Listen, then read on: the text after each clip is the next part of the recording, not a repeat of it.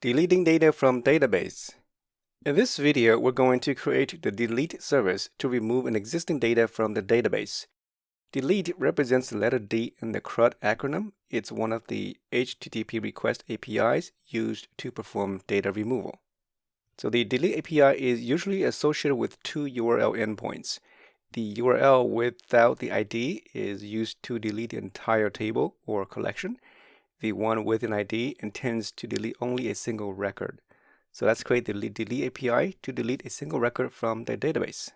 So before we create the delete API, I'm going to just walk over how we're going to do this in the site here.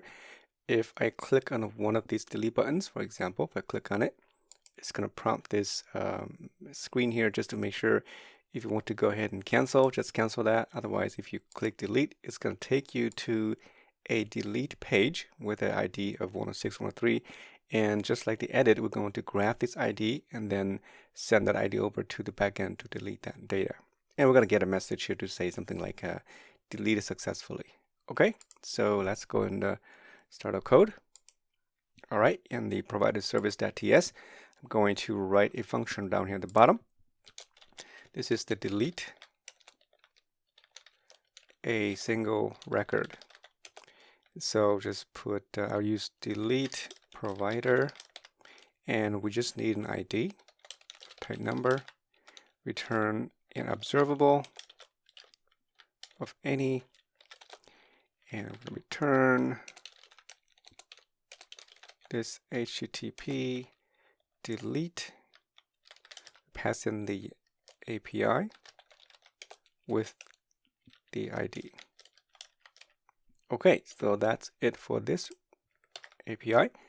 So let's go to the providers folder and open the delete providers, both the template and the component. Okay, so I would need to grab the template from the backend. So if you go to the backend and the views folder and the providers, and there's the delete. Okay, so I'm going to copy everything here. And we can close this now and paste it right into here. We're going to replace this with that. Okay, so we'll come back and fix this in a minute. You can close the backend now. All right, so let's start with the delete component first. We're going to inject in here the providers, the service providers. So private provider service from the provider service. We also need to provide the activated route. So let me maximize this screen.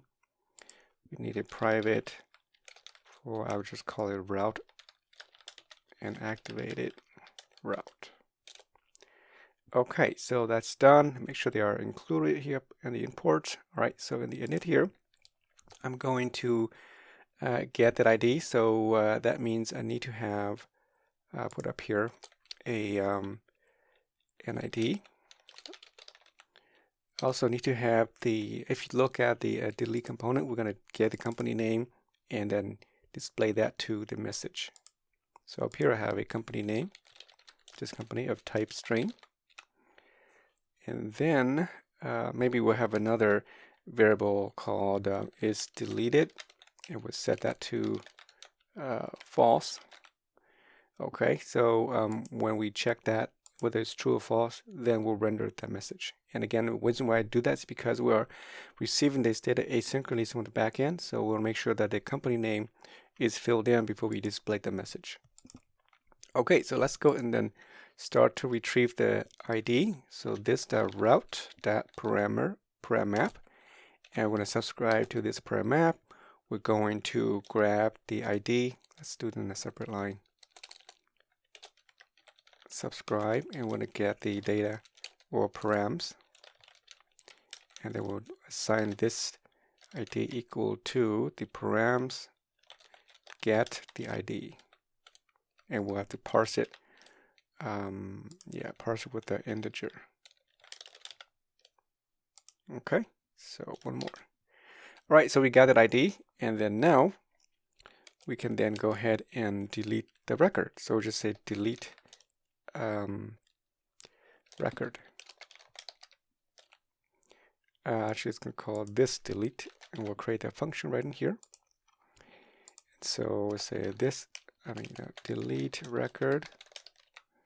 And inside here, we're going to use the provider service, right, to delete the record. So we'll say this provider service dot delete provider. We pass in this ID. And then when it comes back, we have to subscribe to it.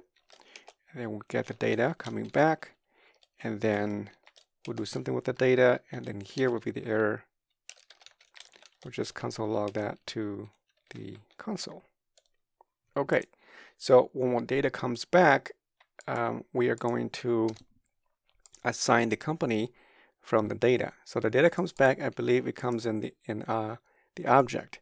We can also console log that so we can see.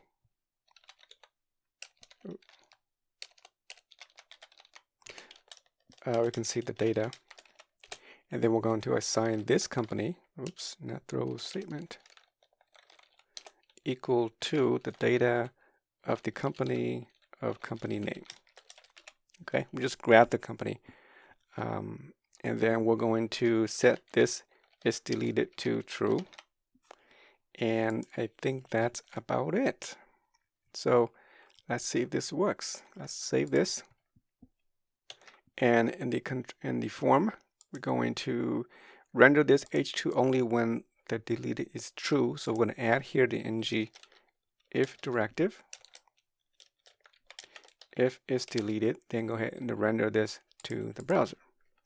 Okay, let's save and let's go to our page. Okay, so let's go and delete the last record, which is my record here. So before I delete it though, just make sure that we are for sure it's in a database. Here is the last record and the very last one here, the record 21.